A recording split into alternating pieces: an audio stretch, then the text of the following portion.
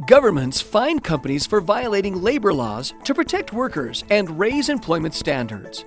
Conventional wisdom suggests that punishing one firm for unsafe conditions or unfair treatment acts as deterrent across the entire industry. But does fining one firm actually encourage competitors to improve their human resource practices?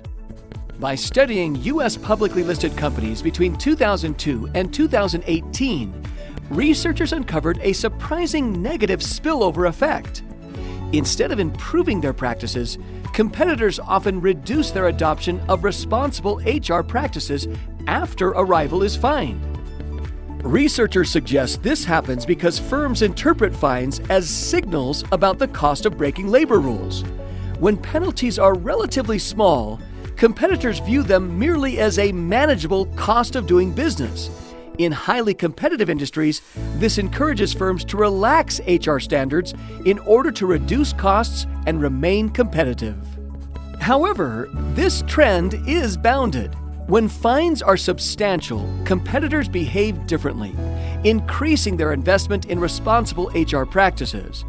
Furthermore, firms with higher productivity or strong presence of labor unions appear less willing to abandon responsible HR practices, buffering against this negative trend.